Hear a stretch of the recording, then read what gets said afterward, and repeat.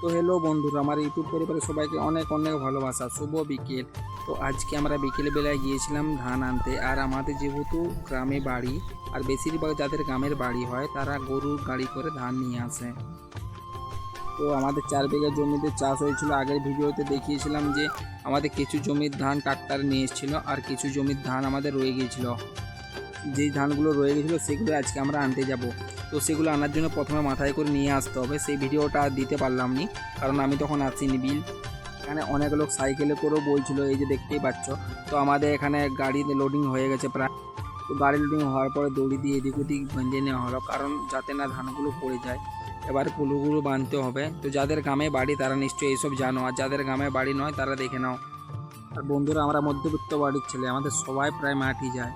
আর বন্ধুরা, গরু গাড়ি চালাতে তোমাদের কেমন লাগে সেটা বলো। আমার তো খুব ভালো লাগে, কিন্তু এক দুবার ভয় করে। দেখতে পাচ্ছ বন্ধুরা, এখানে গরুর গাড়ি চালাচ্ছি। আর বেশি কিছু বলবো না, ভিডিওটা এখানে শেষ করছি।